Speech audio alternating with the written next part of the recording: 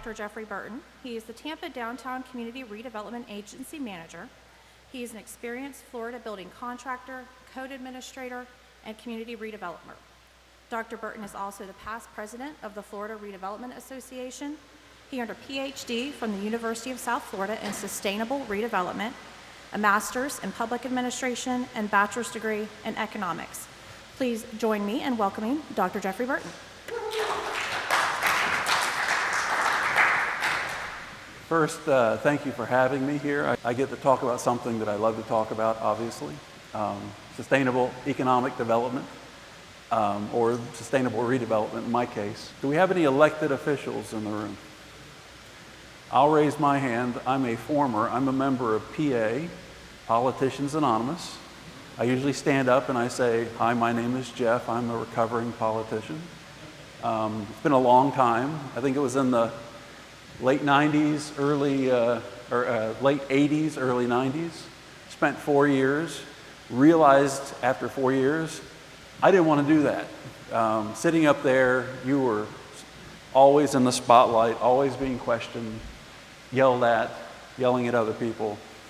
And it was always the guy in the back of the room that you wanted to be, the guy that got the job done. I worked in mainly a city that didn't have a city manager. Had a strong mayor who thought, the mayor thought that they were the manager. That was an interesting thing, and I always wanted to work for a city manager, someone that was a professional, that was educated, experienced in running a city. In Tampa, I get that opportunity, and I learned one thing immediately. Thank you for your service. I do not want your job. I would rather do what I love to do, that I'm good at, and leave the police union negotiations, why our sewer won't work during a rainstorm, why we don't have new parks equipment, my sidewalk is, all that, you can have it, enjoy it. I don't know why you do it, but I'm glad you do, and thank you for doing it. So today we're going to talk about why we need to do return on investment, just on anything, not just on sustainable development, but why that's important. Has anybody ever read the book by Simon Sinek called Begin With Why? If you haven't, you should. It's a really good book that talks about people like Steve Jobs, Martin Luther King, the Wright brothers, and why they were so successful at doing what they did with what they were doing. And it really brings you back to why we do what we do. So it's always important to start with why. What is sustainable development? It's not sustainability. That's more of an efficiency thing. It's one of those things that's like green. You know, everybody loves the idea. It's a buzzword, sustainability. When Exxon can say we're green and we're sustainable, or the concrete industry can say that, yet they are the third largest producer of carbon emissions in the world. You know, are they really? Sustainable development is actually something that's tangible. It has been theoretical, and it has been used in practice. I use it in practice all the time now. It's a framework. What kind of data do we need? And these are the things that are listed in the little paragraph in the program guide. And I wanted to make sure we stayed with what was described. So we're going to look at some of the data that you might need. I will tell you this up front. This is something that I love to do. I always love a challenge to measure something new. This is not the end-all, end-all. This is not the exact correct way to do things. There are probably people in the room, when you see this, you will say, I could do that better, and I hope you do. And if you do have an improvement, I hope you tell me, because this is just what I've learned, my experience, my education, and it can and should be improved. I can tell you this, that when I was getting my economics degree at USF, we had a saying. It was called ceteris paribus. Anybody know what that means? All things being equal. We would always solve for one variable, all things being equal. That's because when I was in school, computers existed, but they were not as prevalent, and the software wasn't as sophisticated as it is today. These days, kids are in school doing three-dimensional equations and mechanisms, and they can look at things, all variables moving at the same time.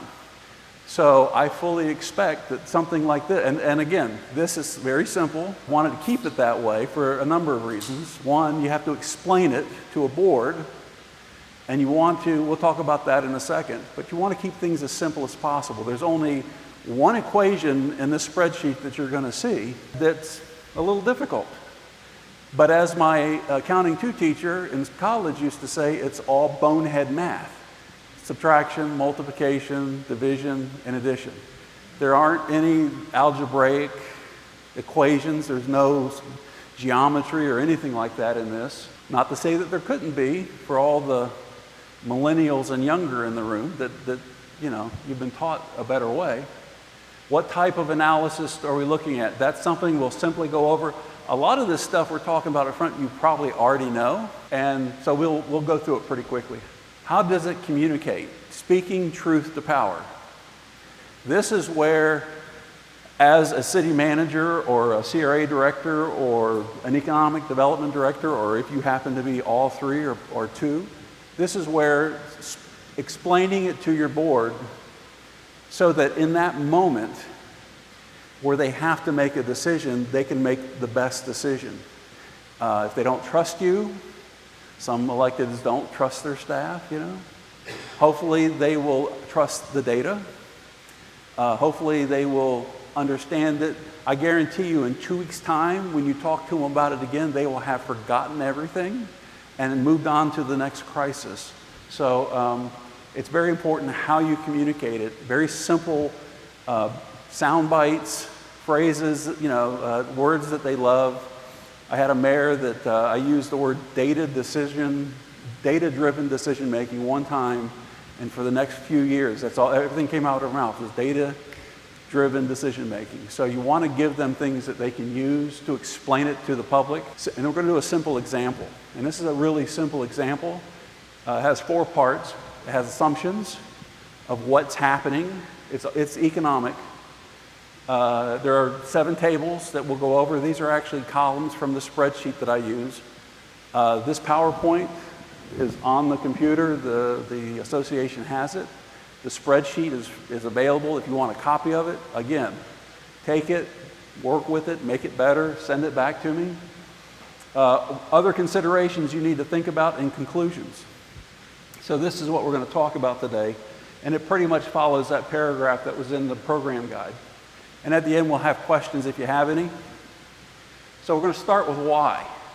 You know, why is this important? Why is this important to city managers, period? Not just important in general, but to you specifically. There's this thing called GRUMP, and it's been around for a while. And they use ArcGIS and they use thermal imaging worldwide, and they've come up with a conclusion that there are 75,000 unique urban settlements totaling 3% of the planet's surface. That was in 2006, so I'm sure those numbers have changed a bit, but think about that. Urban settlements. What's another name for urban settlements? How many county folks do we have here? And how many city folks do we have here? Okay. So for the city folks, what's an urban settlement? It's a city, a town, a hamlet, you name it. But there's 75,000 of them. And half the world's population living these settlements. This is 2016. In the United States, 80% of the population lives in an urban settlement. Now it's getting a little closer to what you do for a living. So think about that. You manage in Florida, think about Florida, heavily populated state. There are 267 or 64 cities identified by the state of Florida, 67 counties. 80, the majority of the population lives within a jurisdiction that's run by, hopefully, a city manager, hopefully not by a strong mayor. The University of Florida, this even makes it closer. Bieber, which is right there on University in Gainesville, projects that the next 25 years, Florida's population will grow by 22%. 5.9 million people across, there you go, 412 municipalities and 67 counties. So, which, by the way, about half of those cities have a CRA, which is what I study. And, but think about that not only do you have the majority of the population, but that population is going to grow, and they're coming right at you. So we have to think about how we do things, how we develop and redevelop. There's a book out called The Happy City. It's been out for a while. If you get a chance, you're going to hear me talk about books. I don't read a lot. I listen. My mother used to tell me I cheated because I do audio books. I listen to them. Oh, that's not reading the book. No, it's not. But I drive a lot, and I like listening to books. It helps my listening skills. The world's economic system is increasingly an urban one, and the system provides the backbone for natural development. The way we've been developing is very unsustainable, especially when you see all the urban sprawl that is tied to automobiles. You know, we go further and further and further out into our counties, and people have to have longer commutes to go to work. That adds to so many different problems. We'll talk about the 3 paradigms that I like to work with. About in that book, The Happy City, they talk about that, about different people that have, you know, an hour commute in and an hour commute out, what that does to the family, what that does to crime, juvenile delinquency, what that does to society in general, let alone the environment. So this presentation will discuss the importance of calculating public-private partnerships, short and long-term return on investment. We're going to apply a framework, a sustainable development framework, the project's economic, environmental, and social triple bottom line outcomes to lead to a more holistic and healthy community. So that's what I studied, and that's what I practice. And this spreadsheet is one of the results of that. It's not required. Most communities still base, you know, whether you realize it or not, you're dealing with sustainable development. But the focus is on economics primarily. And there are always costs, opportunity costs to the other paradigms of this framework. And I'll show you this right now. This is what I based my dissertation on. The theoretical framework was on this guy in 1987. And you've seen this before. So he surmised that there were 3 paradigms. There's society, and there's economy, and in between, obviously, there's this synergy called socioeconomic, and then there's the environment, and those 2 also come into play. When you're measuring these things, some of them are very easy. I'm a very quantifiable person.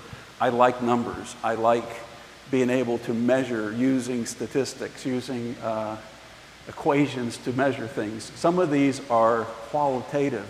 We'll get into that in a second. They're harder to measure, but they are measurable.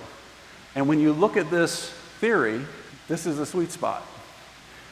What you're looking at is a Venn diagram that's balanced. It looks real pretty. It's balanced. You can see it.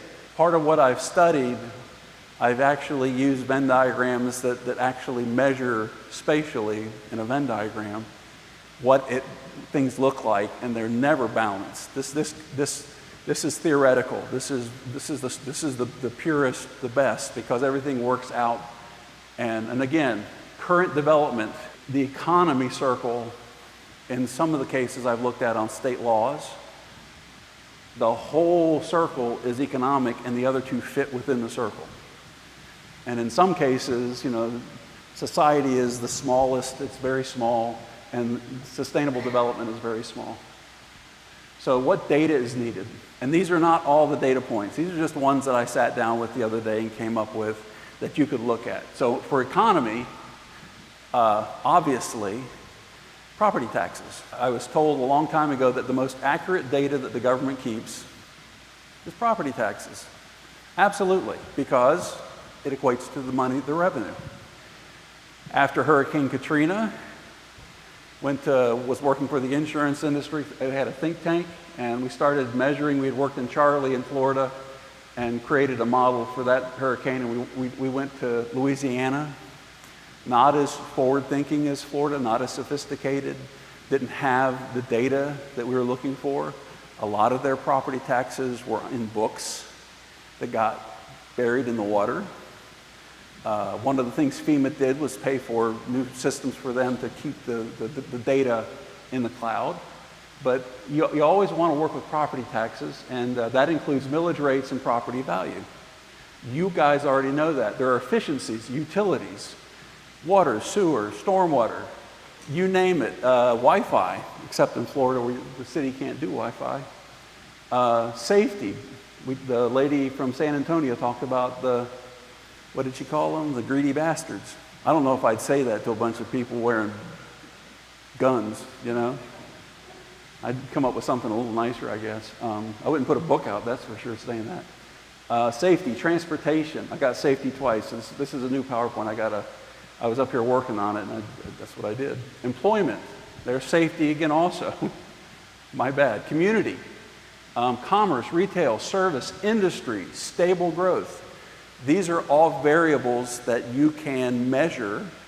Most of them in this case are quantifiable. Some of them are qualitative. Environment. One of the points that I studied were brownfield laws across the country. Redevelopment, mitigation, quality. This has to do with 1970s. The EPA was created, the Clean Air Act, the Clean Water Act, being able to measure potable water, wastewater, stormwater. One of the things that I've worked with in CRAs is using low-impact development in all of our projects, so that the stormwater coming from the urban area that mostly goes into rivers and ponds and lakes, the heavily polluted with oils and other types of pollutants, nitrogens, we would actually build into our programs ways to pre-treat the water on site using low-impact development such as bioswales, also such as storm pavers and things like that. Energy, solar, wind, geothermal. If you've driven up US 41 between Palmetto, Florida and Tampa, all of the new solar farms that you see. One of the things that I've always envisioned was, as you're redoing your downtown and you want to make it more shady with trees, was including solar trees and making your downtown, in effect, having a fabric for a solar farm in your downtown. So your actual downtown is creating energy. And I've had people say, oh, you can power your lights with that. No, you don't want to do that, because then the batteries go out and you got to replace the batteries, and that's not sustainable. But you can put it back on the grid and make FP&L and TECO and other folks pay for that power, which creates revenue back to the city to maintain that downtown. Geothermal, climate change. A friend of mine who's here today said, don't be talking about climate change, that's my area. Actually said global warming. By the way, there's a book on on audiobooks, Audible, called How the Earth Works. If you ever want to learn about climate change, global warming, things like that. It's a really good book. It's a pretty heavy read. And it talks about how we're in a state where we are today in a very small time frame of the Earth's existence. Prior to now, things were really hot. In the future, things will probably be really hot again. So it's not like the Earth has always been this way. And even though we are messing with the climate with what we do, it never was this stable the entire time, which made me feel a little bit better about what we do with the Earth and what we do with our economy and how we're affecting it. I think it's more about how long can we sustain this really nice climate we have without actually changing it in a way that's going to affect us in a very impactful way. Open spaces and conservation. Social. The book, The Happy City. When I just listened to this book, and I've always had a hard time, this has been my weak spot, measuring these three different paradigms. The social aspect.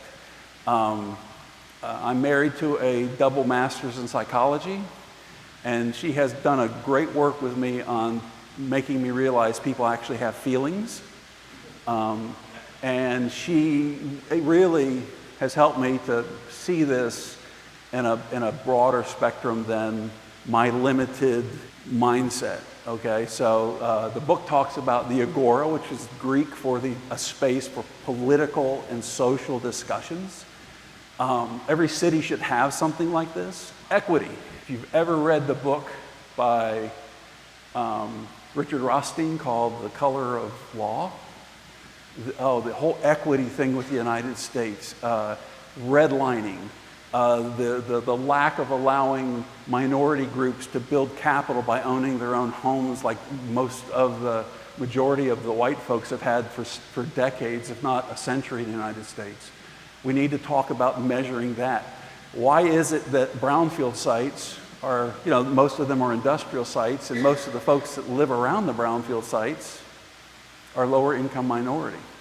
Well, that was because the economy wanted to have the workers right next to the workspace, but at the same time, it has created all kinds of health issues, all kinds of disparity issues, because most of these places have some type of stigma attached to them, whether they are a brownfield site or not, and that lowers property values, which goes back to economy. In Ocala, there was a charcoal plant that all the workers lived around, and they went in there, and charcoal, they burn wood to the point that it becomes charcoal, and all of the carcinogens went right into the air, and it rains. And where did the carcinogens end up?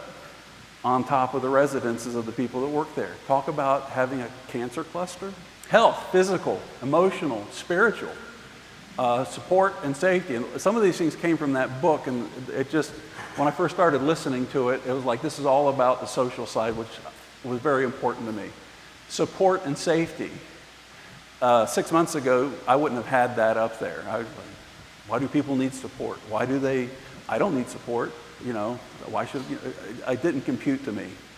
I have a better understanding, and I'm learning as we go with this. Connection, influence, sharing, learning I understand. Acceptance, historic preservation, cultural preservation. Those two I understand a lot, much better.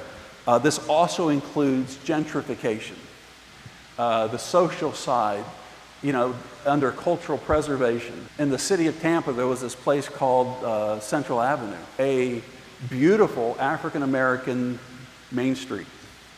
The reason it existed was because of Jim Crow laws in the early part of last century, where they were, the minority folks were not allowed to own businesses in the downtown of Tampa. So they created their own. So what happens? We want to put 275 through. Where do we put it? Right through a neighborhood that the folks that were running the city didn't feel that it was important, right through Central Avenue. There were riots, there were fires. The 1950s, before there were CRAs, there were urban renewal agencies that were approved by the state of Florida. Tampa got one. They moved 1,700 families out of the downtown and put them in a city called Progress Park, way out in the county. They did offer them, from slum apartments, they offered them mortgage. I finally found somebody that lived there. His family was one of the first to buy a house in there. They're very small houses. And I said, was it good going from living in a slum to living in your own home? He says, yeah, it was. But in order to get qualified, it was a 40-year mortgage, and the interest rate was in double digits. He said, my family paid for that house 4 times over. They were proud of the house, but it was such a bad deal financially for them to do that. The place still exists today. I actually went and visited it. And I will tell you this, in the 1950s, 1930s, this type of redevelopment work was done because of the Great Depression, but it wasn't for the lowest of the lows. It was for the middle income, primarily white families, and to keep them stable because they were all losing their homes. In the 1950s, it was because of the returning war GIs looking for a home and a job. In Tampa, it all ends up with the Swedish. The area that was cleaned out to make way for the industrial sites near Tampa Beach, or Palmetto Beach in Tampa. They brought in all these industrial sites, which created the jobs, and which in turn created brownfields. And maybe a decade or so ago, they did a brownfield remediation of one of the larger sites. And when I say it all ends with the Swedes, guess who showed up at the end? Anybody? IKEA. The Tampa IKEA store is the site where all those folks were moved off. Now, it's not IKEA's fault. By the way, do you know what IKEA stands for in Swedish? Stuff. No, it doesn't. It's named after. But that's what I told my daughter when I took her in there the first time. So these are some of the data points. And they, and if you think about it, they all interrelate with each other. They all interrelate with each other. I think back toward the Westinghouse studies back in like the 1930s, where they were measuring the level of light in industrial sites with the ladies working in these sweatshops. And they walked away going, it wasn't about the light. It was about whether they liked each other or not that made them more productive. And that leads to that social side. And I think about these things. How does social interact with economic, and how does it also interact with environmental? So what type of analysis? And this is just, refresher for you guys. I'm only going to use 3. There are many more than 3, but quantitative. To me, that's the easiest one. Give me the numbers. Give me the numbers. Let me crunch some numbers. Measure variables. You test a hypothesis. It's very deductive, and it works very well with economic and environmental paradigms. So you can measure how many yards of dirt you remove from a site. You can measure how many affordable housing units you put on that site once you remediated it. You can measure these things. Love it. Qualitative. The funny thing is when I did my final paper, it ended up being more qualitative than it did quantitative. I didn't plan it to be that way. In fact, I was going the opposite direction because that's my strength and that's my weakness. But I had to look at 150 different state laws having to do with brownfields, redevelopment, and tax increment financing, and measure them to keywords to end up measuring what the state, and how they interrelated, to determine could that state actually remediate a brownfield in a redevelopment site using tax increment financing to come up with a measure of sustainable development, the practical side. That doesn't mean that the state was actually looking to do that. Their why wasn't to put these laws together to produce that. But there were some states, in their laws at least, wrote it in, that they were looking, 1 or 2 of them actually had the term sustainable development in their statutes. I promise I'll kind of get off the subject, but then I'll come back quickly. I do that. Mixed method. This is the best of the best because it associates both. It's very pragmatic, which means you can start down the path heading in the direction, and if something is askew, you can adjust it on the fly and bring it and make it more accurate to what you're learning. It's also why it's sequential, because you're collecting the data sequentially and not all at once. And it has a very pragmatic philosophy. It relates to all 3 paradigms, and you can capture the synergies between each of those. So in the end, whatever you're doing, you want to see how it layers. Okay, we know it's going to be economic. Everything is going to be economic in the United States. There's always going to be an economic factor. But how does that economy help to improve the environment, or how does it help to improve society in general? And we need to get to more of that sweet spot in the middle rather than having as a former late state legislator once told me early on, it's all about the golden rule, Jeff. Wow, that's nice. You're talking about loving someone else as much as you love yourself. He says, no, I'm not talking about that. He that has the gold rules. And that's the way it is. And if you don't believe it, come talk to me afterwards and we'll get you out of that Pollyanna mindset, because even politicians, I'm telling you, it's what have you done for me lately and how can I get a contribution for my next campaign? And this is coming from a recovering politician, okay? So how does it communicate? This is how we can get our boards to understand that this is a good deal. I know, and I will say this honestly, having logical people that think with common sense, put your mind frame into a political mindset, will probably give you a migraine headache. Having you sit there, and how many times have you sat in front of your board and they come up with something and it's like, oh my God, I would never have even considered that. Where did that come from? It doesn't make sense. And from a logical perspective, it doesn't, okay? It's okay to say it. They think politically. Politics and common sense do not equate most of the time, okay? I'm just telling you this because they're up there thinking, how can it make somebody like me?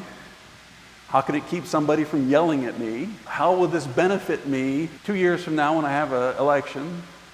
The guy that I just beat is still sitting in the audience. How can this, push me away from that person where they're not up here pointing their finger at me, complaining because they're still mad because I beat them? Politicians think a certain way. I used to say it's like they're like the X-Men. They have a mutated gene. Why anybody would want to do that, I learned the hard way. After 4 years, I finished it, I did it, and I was asked, are you coming back? I said, not only no, I said, hell no. When they wanted to give me the plaque, if you want to say anything, just give me the plaque, and I'm out the door. I'm done. You can have this. And thank you for doing it because I don't want to do it. Regulate attention and intention show emotional intelligence. It kind of goes with the first one, but as I'm trying to make this practical and actually, I won't use the word enjoyable for you to go through this with me. It's not an easy subject. But at the same time, if I can relate it to you in a way that you can either kind of laugh at it or laugh at me or go, yep, I've been there. We can commiserate over having to talk to electeds about logical things. Listen and respond. I can't tell you how many times I've had to listen to an elected and the first response comes into my head. And luckily for me, I've got this off switch on my tongue because if I were to respond the way I wanted to respond, how many have seen Back to the Future? Right. And when Biff goes up to Marty and he, hey, butthead, that's the way I want to respond sometimes to elected officials. It's like, really?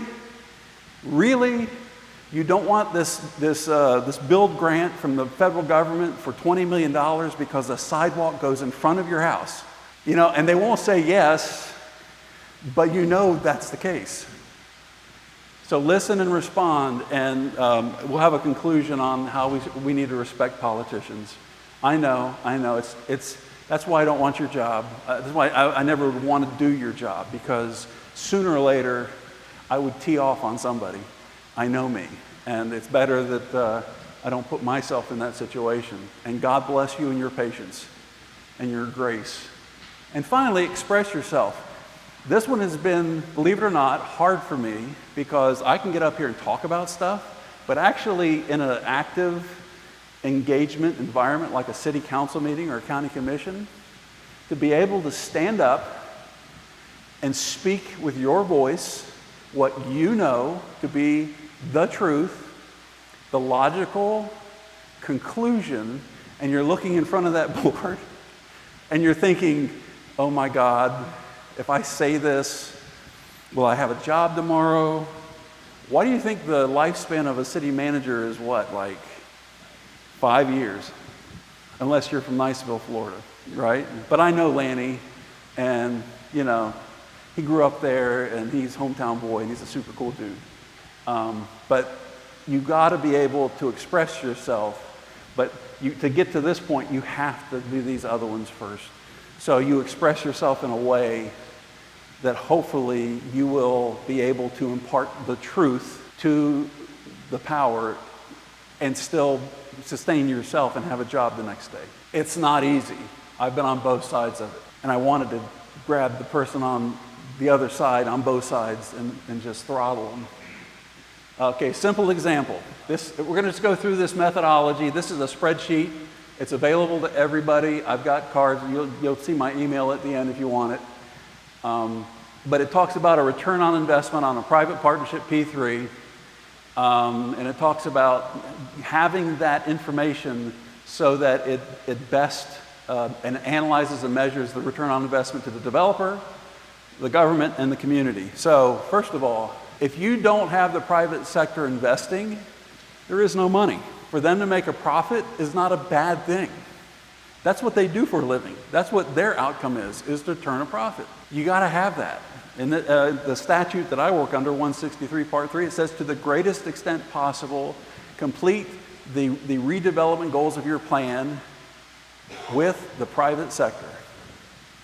If you don't have that, you don't have the money coming back that you need. So you need to work with them. It's not illegal, it's not mean, it's not nasty, it's just a fact of life. Profit, if they make a profit, we make a profit, if we're doing our job correctly. Also, there's one thing in my career that I hope to get across. Of course, by the time I do, the CRAs will be sunsetting. Florida CRAs do not spend taxes. They spend increment revenue. If you don't believe me, look up the 1980 lawsuit between the state of Florida and Miami Beach. How do you think we can work with the private sector? We have a state constitution that says public funds for public uses. It's in the state constitution. We can't hand money to the private sector to do stuff, except for CRAs. That's what makes them so unique in the state of Florida and in the country. There's nothing else like them.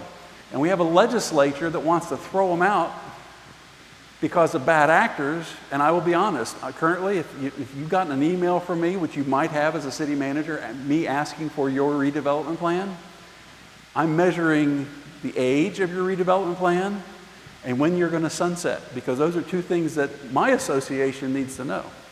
Plus, we need to know how well you are managing your CRA. And I got news for you.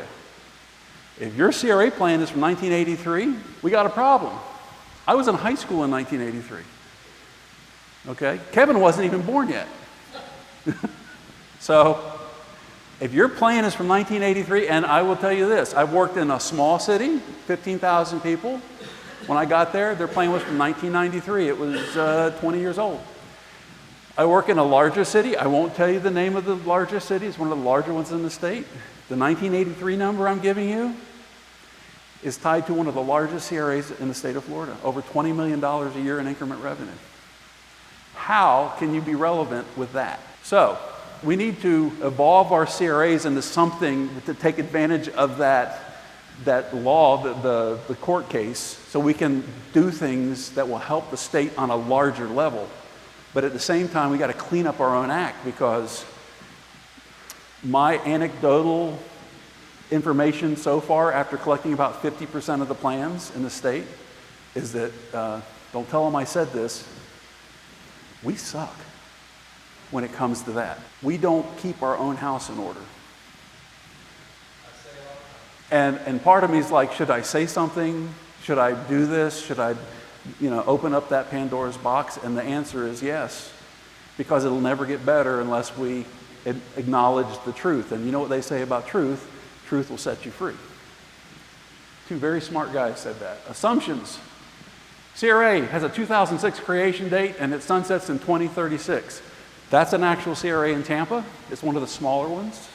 So, city pays 95% of the increment and the county pays 50% into the trust fund. If you're in an unchartered county, you're probably paying 95% if you're a county and paying into a CRA. If you're in a chartered county, it's negotiated, and in this particular case, these are the actual percentages. The CRA has a permit impact, this is fictitious, a permit impact fee and resiliency fee rebate for new projects. Okay, just put something in there, that's fictitious, we don't have that. A developer proposes a 250-unit multifamily apartment development in the CRA. That's everywhere in the state of Florida almost.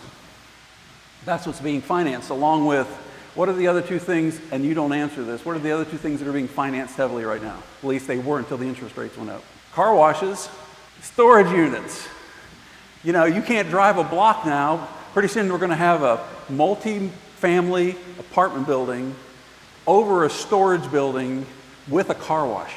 Kevin, you're going to have to come up here and explain that, right? The development gains in certificate of occupancy is in 2024, and it hits the tax roll in 2026. We need to know when it's going to go on the tax roll, because that's when the money from that development comes in. Why do we want to do it that way? Because your policy is going to be set up so that it funds itself. You're not taking money out of your current trust fund. The development is paying for the incentive. It's self-funding. If you're in a small city with a CRA that has no money, a policy to create incentives that are designed so that the development pays for the incentive itself will get you moving forward with development without having to go after your own money in your current trust fund, which you don't have a lot of. But it would help you build. But at the same time, remember, economy, society, and environment. Don't sell out just for the quick buck. Value is $100 million. Permit fees are $500,000 and a $432,000 impact fee. In Palmetto, Florida, it wouldn't be $100 million, though we did do a Marriott hotel for $70 million. But these are numbers that you would see in Tampa. A lot. CRA commits $1.5 million paid at the project, 50% annual increment starting in 2026. So that means the money that comes into the CRA, we're going to take half of it and we're going to provide it back to the developer as an incentive. Not as a subsidy, but an incentive, which means you're asking the developer to do something, not just build the building. Table 1, this is the actual spreadsheet. Okay, first column is year, okay? So you got to have the year in there. This also makes a great key for relatable databases for other data that you can draw in, and you can base it off of a year. Average annual percentage growth, that's this one right here, which you can't see, but it's 3.1%, which I was told by our finance department in Tampa, we're at 13% this year. I don't believe it. I don't know where they got that number, but 13% seems kind of high. It could be new developments that are coming online that pushes it up, but they said every year after that, we want you to show a 11% growth. And I'm like, I don't think so, but finance says it, we'll do it.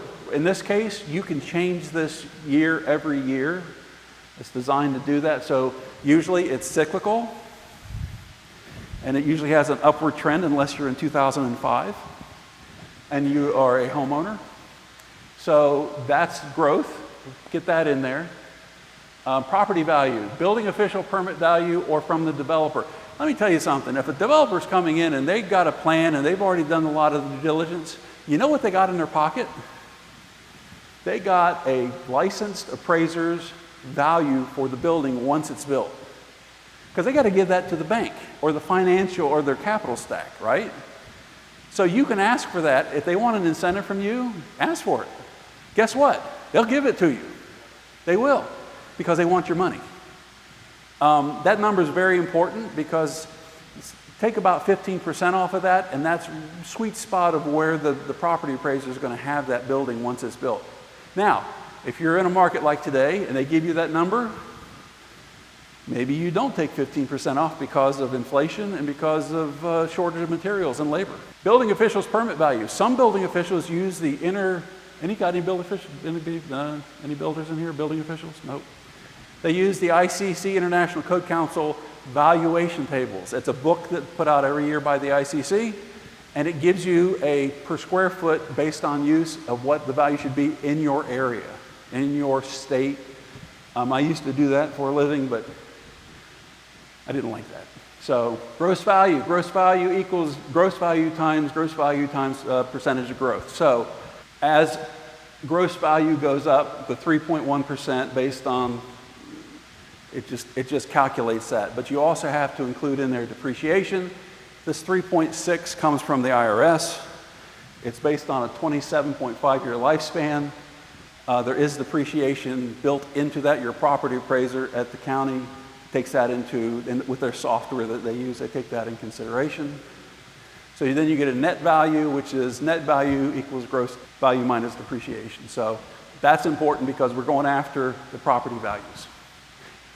And you can see that we add this all the way out to 2036. So table 2, millage. I don't have to explain millage, right? Thank you. It does come from the word millissimum, which is what, Greek? Latin. And it means thousandth. And we all know that you take the value, divide it by 1,000 times the millage rate. You think they would just make it simpler and get rid of the divide by 1,000, but they don't. I think it's easier for the reporter to go, for every $1,000, you pay 8 cents. City, county, taxes, and in Tampa, we have a port that also pays into the trust fund, so got to include that. City gross, there's the calculation. Like I said, it's nothing. There's the by the 1,000 times the city mill. Same with the county, and you get the total gross taxes. I'm going to show you this because you're probably going, well, where the heck did he get the projected millage rates? Thank you, Microsoft. So I went back in time and I pulled up, we have to project out the millage rates. Politicians hate this because it might show that it's on an upward trend, and that's logic. That's using math based on past decisions that they made. Oh, it's not going up, it's going down. Okay. Well, math says it's going up.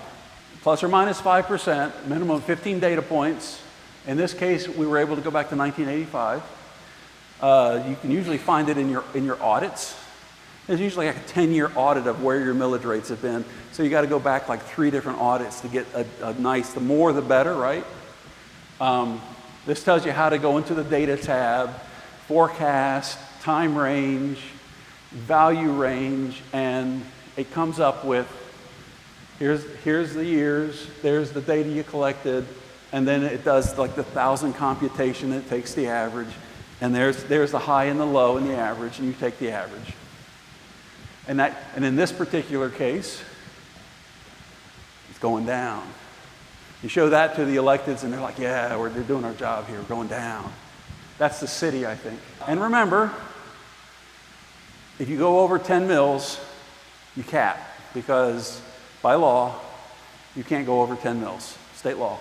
And just to throw this in, just think of all those times the legislature wants to change their rules and make it harder, like adding more homestead exemption, which takes more money away from you, which is forcing you to bump up your millage rate to make sure you can pay your bills. And remember that this calculation is based on a political mindset. These decisions are politically based, so take it, but it's the best data we have.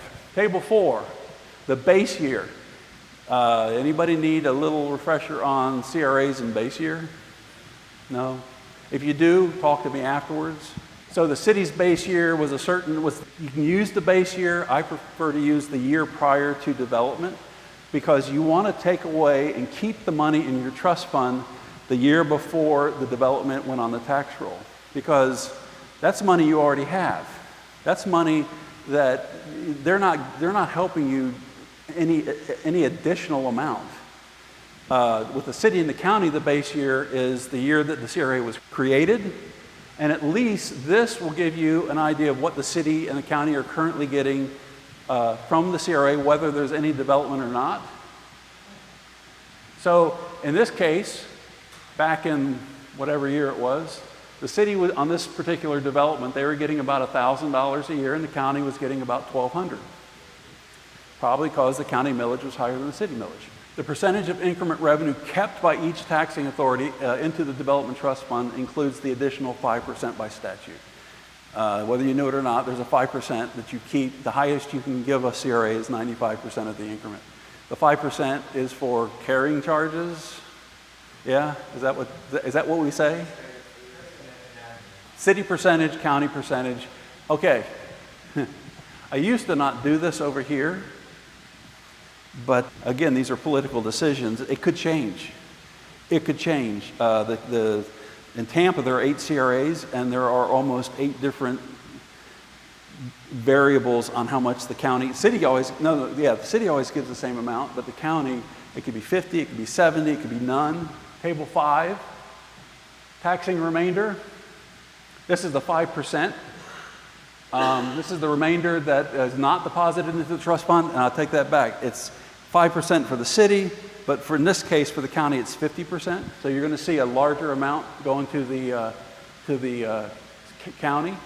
But over the lifespan of the CRA, plus or minus 5%, the city's going to see $370,000. So the city does benefit. Not only do they benefit this way, but they benefit from impact fees if you've got them, which I learned the other day that Pensacola does not. They benefit from water, sewer, from all the services provided. If you have a fire department, you have a fire service fee, they benefit per unit, if that's the case, which you can measure. The county, which gives only half the money, sees a $2.8 million value over the lifespan of the CRA. So when I listen to electeds go, all the money goes to the CRA, all the money goes to the CRA. No, it doesn't, depending on how you've got it structured. And at the end of the day, when the CRA ends, guess what happens? It all goes to the city or the county. But just remember, if you shut down a CRA early and it's a 50-50 split with the city and the county, and you think you're going to save money, think again, because that money that the county puts in goes back to the county, and you better make sure you account for that. I used to have a city council person that would do that every year. We need to shut down the CRA because we get all the money back. And then you give them the spreadsheet and they go, why does the county get that money? I don't know. Maybe because they put it in. These funds do not exist without private sector investment. That's one of the top 10 redevelopment best practices. You want money, the private sector has to come in and invest. And when they make money, if you plan it right, you make money. Table 6, increment revenue. This is where we measure the gross increment revenue. So we have it from the city. There's the little equation. It's real simple.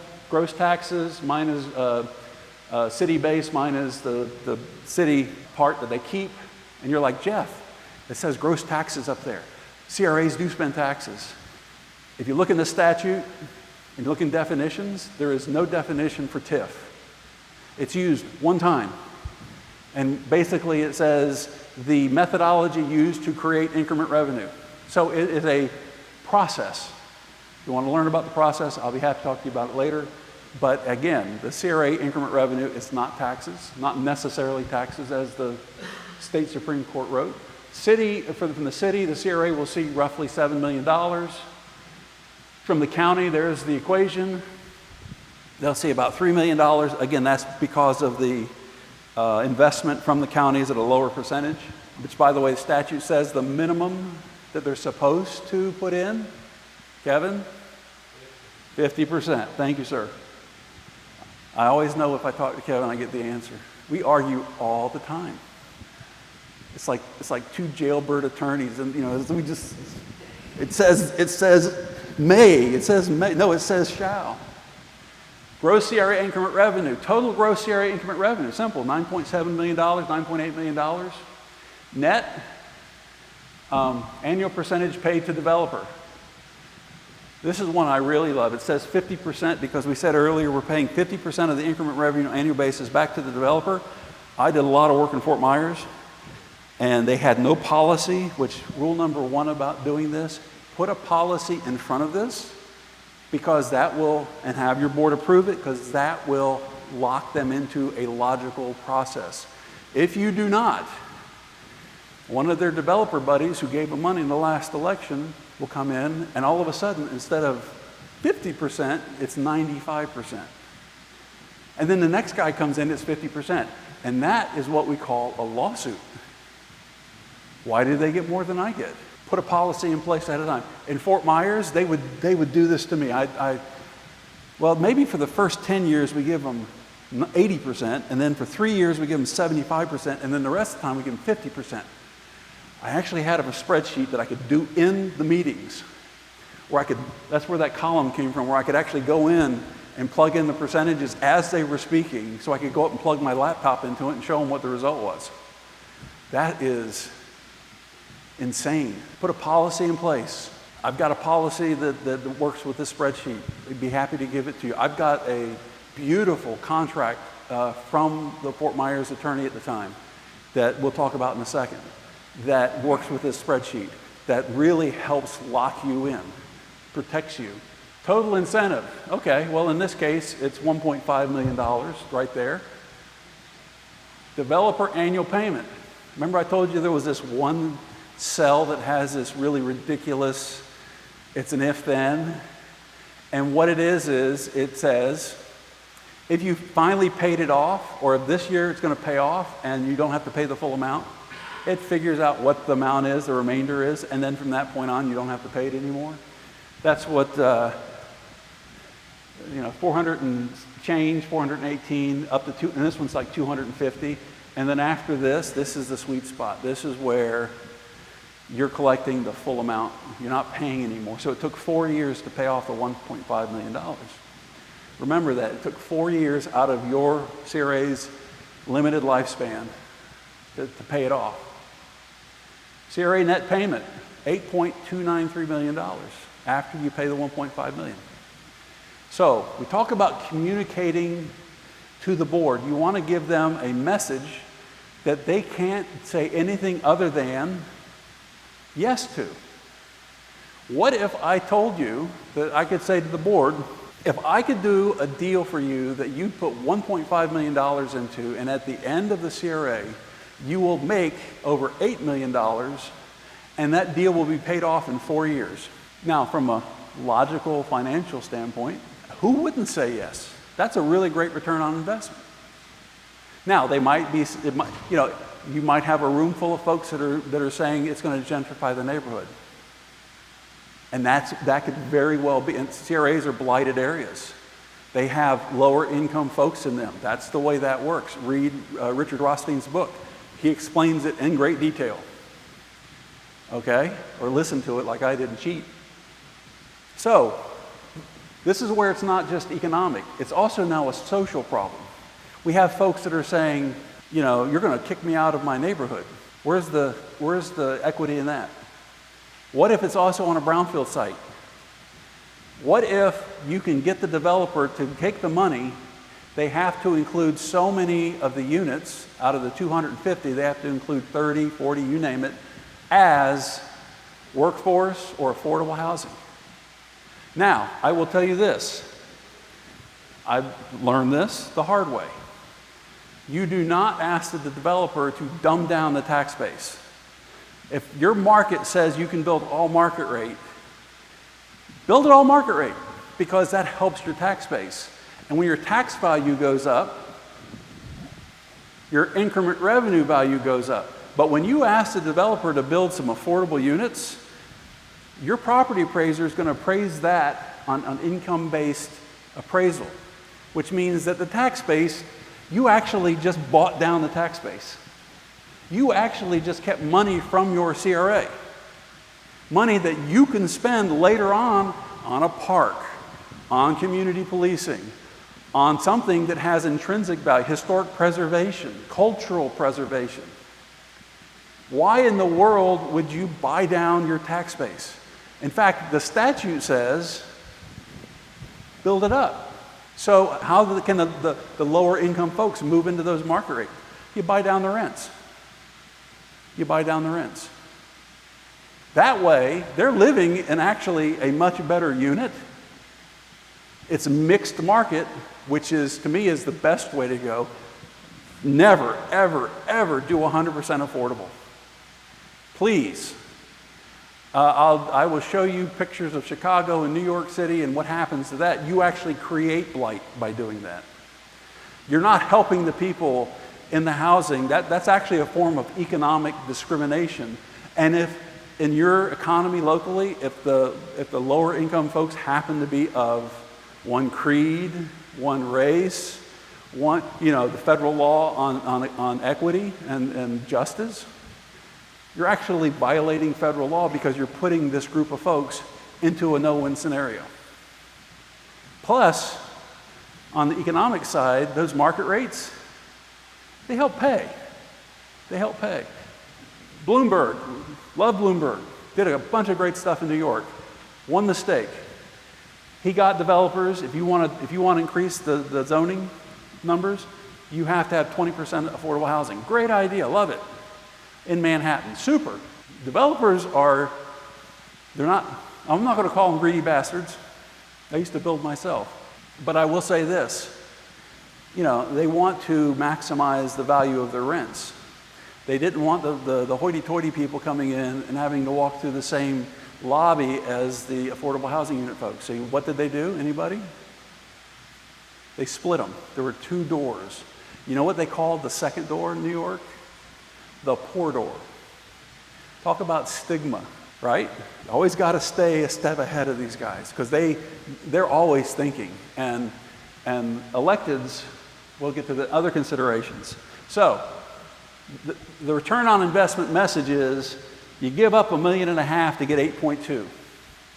Every year that you do not do this in your CRA, there's an opportunity cost.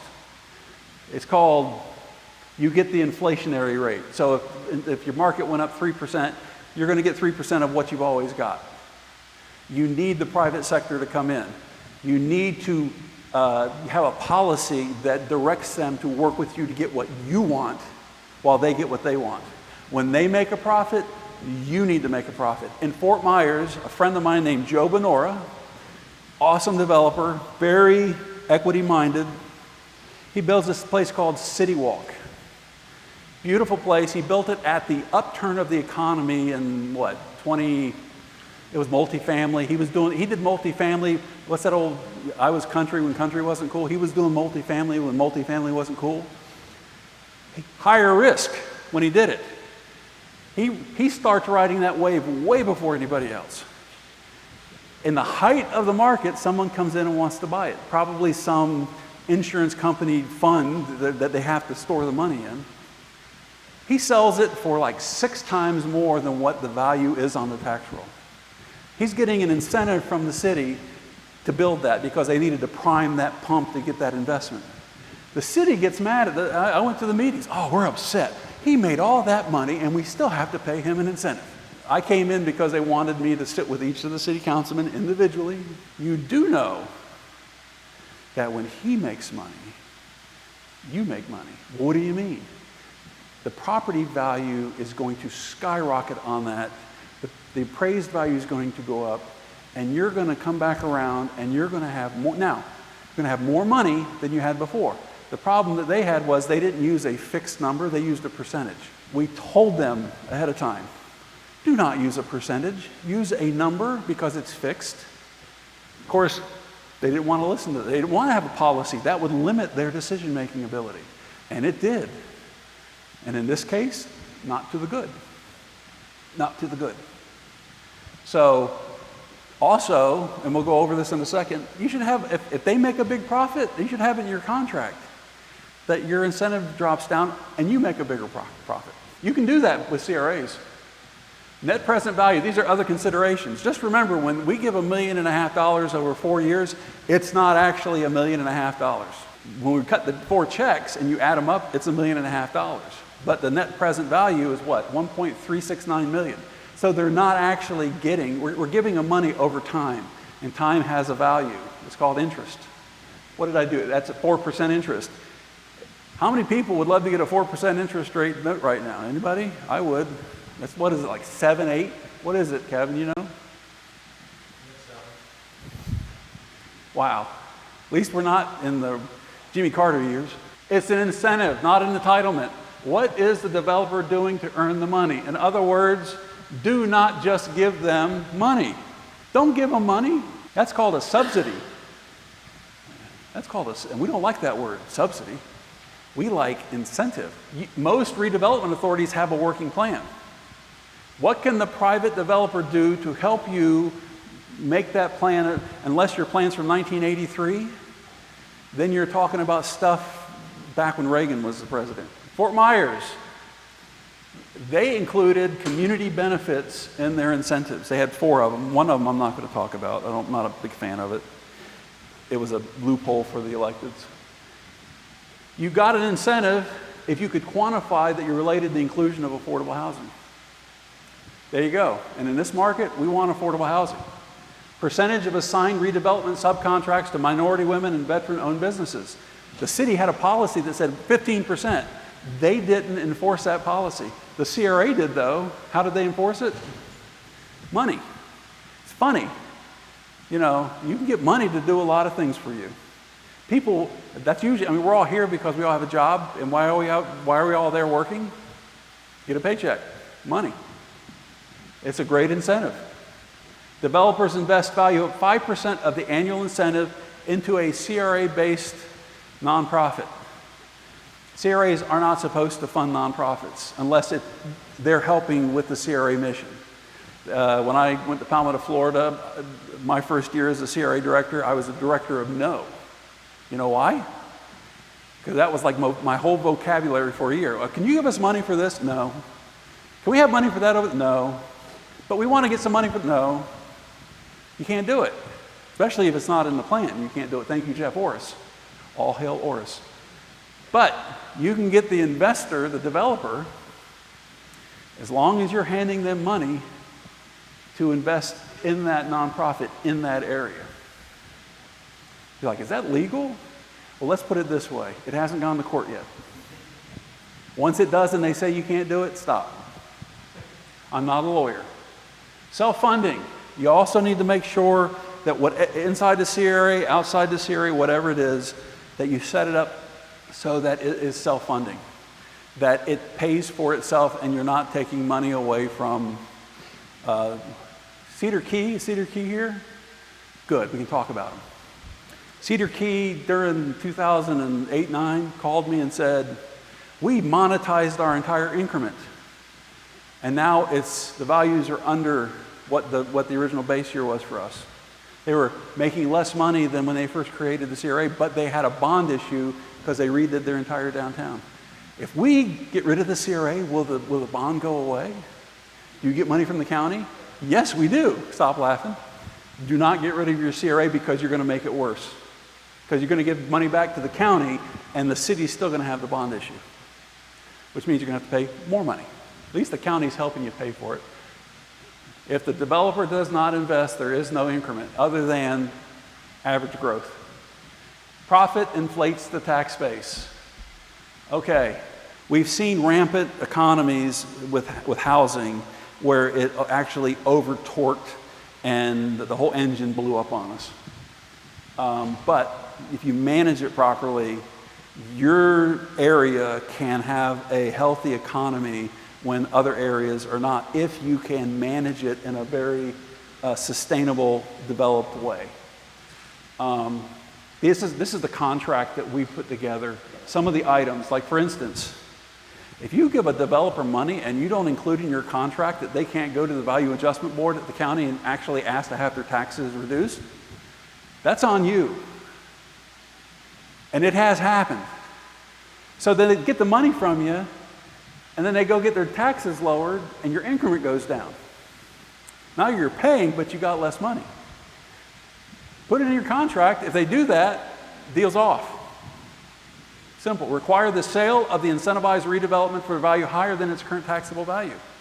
That one's a tough one because if the market, and they want to get rid of the property, but you want them to sell it for a higher value, so inflation, it goes up, more increment revenue. Include enforceable contract fines for violations of city codes and criminal activity. You can do code enforcement with your CRA without having to hire a code enforcement officer by using money. I actually had to enforce that one. It's funny when you send somebody out from code enforcement that says, I got a letter from the CRA for you that says, if you actually go to the code enforcement board and they find you guilty, you lose 10% of your incentives for this year. And if it happens twice on the same violation, the deal's off. Guess what happens next? The code violation gets fixed. Money really does talk louder than anything. Include authority language communicating when this is and it's going to happen. Once they stabilize, they're going to sell the property. Where does the incentive go? Does it go with the new person? Does it go with the existing person? You need to have that in your contract also. Last consideration, death and taxes. My brother's a tax collector. Manatee County tax collector. Evil. People boo him when he's he doesn't do parades anymore because they boo him, literally. I drove him around one time and they just boo him. If you're worried that the economy is going to tank and you're not going to get your taxes, you all know this. You know this. The tax collector does the auction. Someone's going to buy the taxes.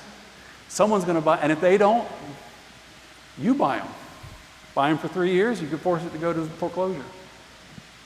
Taxes are always, it's like, what are things we guaranteed in life? Death and taxes. Taxes will be there. This is a proven practice, but as I say, it's not perfect. This is just a very simple version. I've included a lot of other things in here for a lot of other places. You guys are smart. You guys know stuff that I don't know. you guys can think of ways to adjust this, to address problems. You know, maybe they invest in, they become a sponsor of the police department. I don't know. But, you know, think about those things and how they can be measured and how they can be added to this kind of measurement for return on investment. Respect the politics, we talked about this. You know, most of the CRAs in this case are run by the elected officials. We have to, that's a bad taste. We have to respect their authority. That was a lesson it took me a lifetime to learn. I make fun of them all the time. I can't help it, neither can they. They just make it so easy to make fun of them sometimes. I feel like sometimes I have an okay to do a hall pass because I was one of them once, so I can make fun of myself. And yes, I did sit there and count the votes sometimes, and I knew something was going to pass, but politically it was good to vote against it, and I waited. I was always the last one, and I voted against it, even though I knew that was the wrong way to go, because politically it made me look good. Okay? Guide them through the redevelopment process. It requires knowledge. Even if this isn't in the CRA, knowledge and of the statutes, knowledge of the laws. I can't tell you how many times I hear CRA people talk about stuff that's like professionals, and you just want to throttle them. Not Kevin, but just because it's like, oh, I told you this last week, and now you're still saying it. Ignorance is not a defense in the eyes of the law. It isn't. You can't, the board usually wants to have a scapegoat, so make sure you're not the scapegoat, but you can't go, well, I didn't know. Jeff came to our city and told us we could. Kevin came to our city and told us we could. How many times do you get that? A lot. Do not take it personally. Elected officials think politically. If they say they do not, they're fooling themselves. They are. You can get, and you know this, you can get praised. You did a great job on that. That was awesome. Thank you for doing that. And in the same meeting, you suck. What were you thinking? But a minute ago, that was back then. This is now. It happens all the time. What have you done for me lately? Are there any questions? I hope you learned something from this. I hope that it was helpful. Kevin, I know you're gonna grade me now. Yes, sir. But since you talked about Cedar Key, yeah. and you referenced the Miami Beach case, yes. and we talked about what you can do with the CRA that you can't do with general revenue. Yes. And we've talked about this a lot. And even if you're not getting county tip, you still get those powers. Yes. But the other piece is Strand is the other case. Oh, the Strand case. Oh, yeah. So 1980, not taxes. Strand case comes along in Escambia County. And at first, the state Supreme Court said, oh, no, we were mistaken back in 1980. It had to do with the bond issuance, and they reversed it. Luckily for cities in particular that own CRAs, the school boards of the world, if they had to go do a referendum every time they wanted a bond for a new school, how many new schools would we have in our boomer-infested state where they don't want to pay more taxes or they don't want to pay for a new school because their kids are already grown and they live somewhere else? We'd have no schools. And the school boards ran to the state Supreme Court and said, what did you just do to us? And I remember the FRA, we were all sitting around going, holy Moses. We just got our best thing taken away from us. Within a week, the state Supreme Court met again and they went, I don't want to say it. We made a mistake. We are going to overturn our decision to overturn the 1980 case.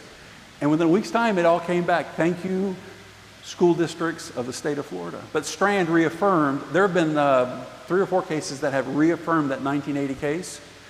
And that, again, CRAs, don't run them like governments. Some things you have to because the state says you do. But man, oh man, they're your profit, government, public profit machines. They can do, that's the biggest thing, is crossing that state constitution.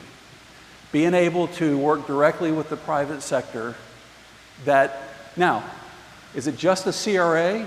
It's not the CRA itself. It's the area that the CRA, and once you say the CRA area exists, guess who else can use that same tool? City and a county in a CRA. You don't have to give your property to the CRA for them to be able to do it. The statute says a county and a city and a CRA in the CRA area can do this. One of the other cool things it says in the statute, when you sell a piece of property, you can negotiate with the developer. Developer comes, we got a piece of property, you can negotiate with them. You can sit down and work the whole thing out, all the way up until somebody at the city signing off saying it's sold. You can't do that. Then you have to put it out for 30 days. You have to look at every potential bidder for legal and financial merit. What does that mean? Well, for me, it was like, does it pass muster with zoning? Does it pass muster with the comp plan? That's the legal side. The other side is you need to send us somebody that's going to vouch for your finances. If you have a bank that will say, yes, we want to spend $70 million, and yes, we can get a loan. If not, you can sign the contract you had with the original person, okay? And that is a great way to, and your CRAs, the city says we can do this type of zoning in this area. You can limit it down in a CRA, but it has to remain within the scope of what the city says.